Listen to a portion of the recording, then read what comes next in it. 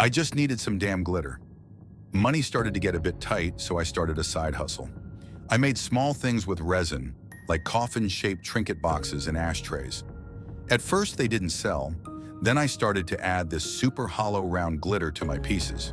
I couldn't restock them fast enough, leaving the older pieces to collect dust. Due to using that type of glitter in everything, I ran out fast. A craft store near my place sold it and often had discounts. I decided to grind out filling the last few molds I could before heading to the store. One thing led to another, causing me to arrive there half an hour before closing. I walked into a nearly empty store. It was a big place with discounted Halloween decorations. I was distracted for a few minutes looking to see if they had any cheap themed glitter I could use. As far as I could tell, there was only one cashier somewhat hidden behind a wall of other discounted items. I didn't see any new glitter I liked among the seasonal items, so I went to get the one item I needed. Two other customers were in the store. They passed by me, the older woman nodding in my direction. I returned the gesture to be polite. The girl with her was maybe still a teenager with straight black hair and dark eyes. Honestly, her stern face kind of put me on edge as her eyes followed my movements. She carried bundles of yarn for the older woman, so I assumed they were related. Walking down the aisle, I quickly found what I was looking for. It would only take me a moment to check out and then return home to start working on crafts again. The glitter was placed near the front of the store and at the checkout. I again stopped near the front corner to look over some displays they had on sale.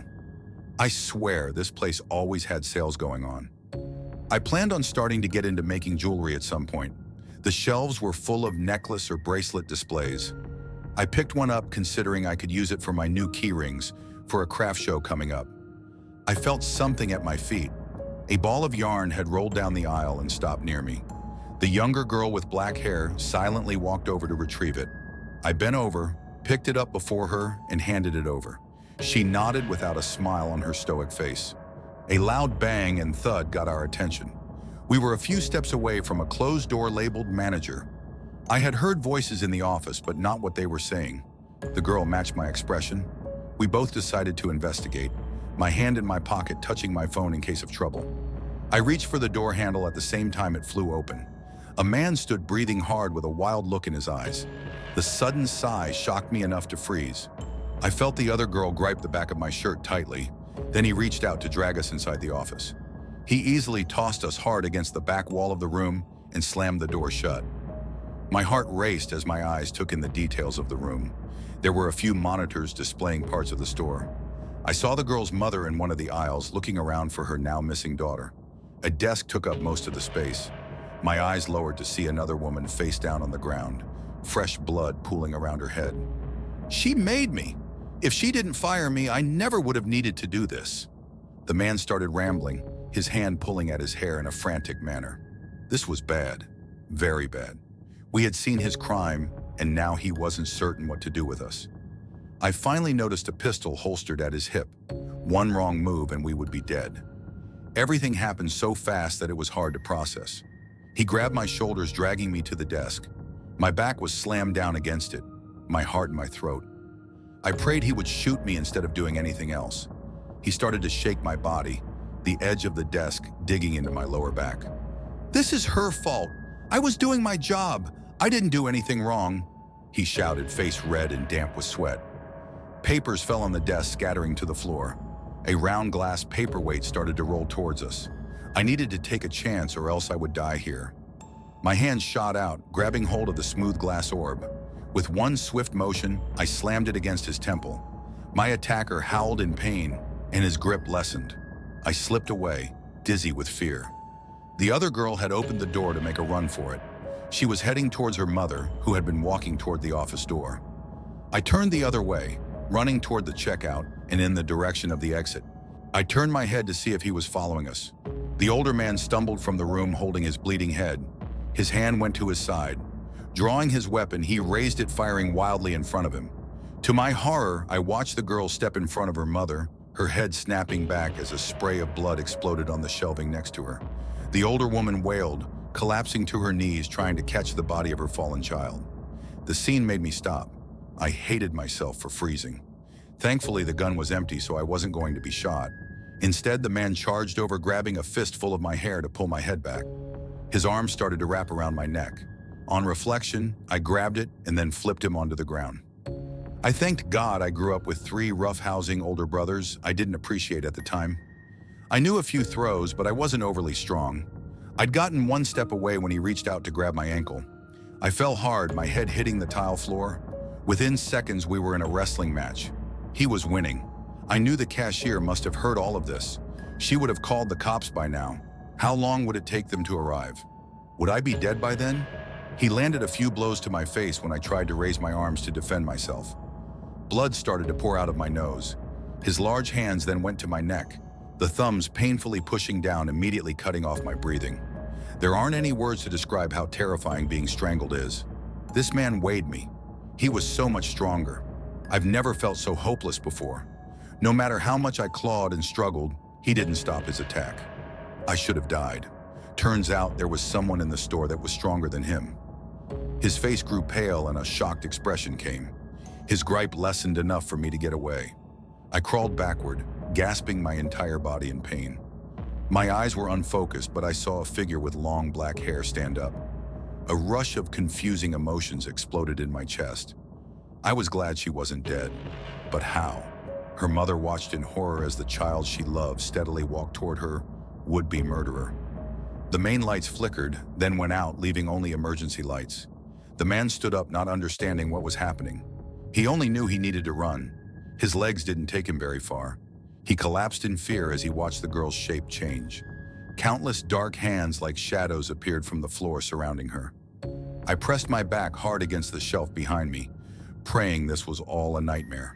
A set of hands caught him, large enough to cover most of his body.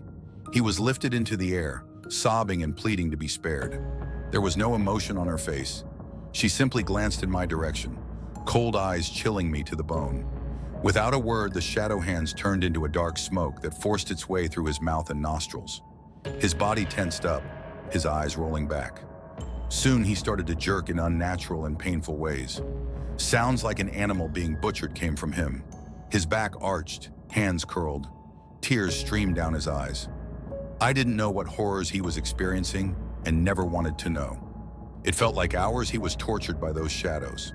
Finally, his body was dropped and the lights came back on.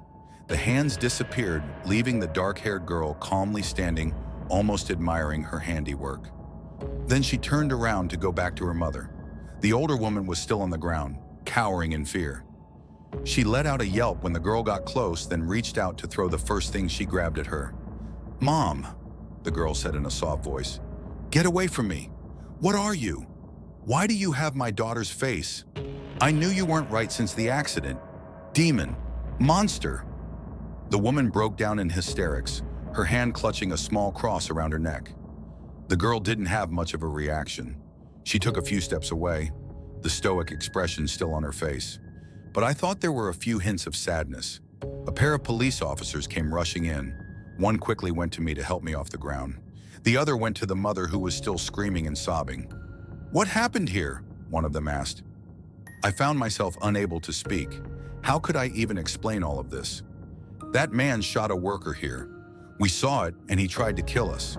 He had a heart attack. My mother isn't well." Seeing all of this made her relapse. The girl explained, doing her best to act a little upset over the entire situation.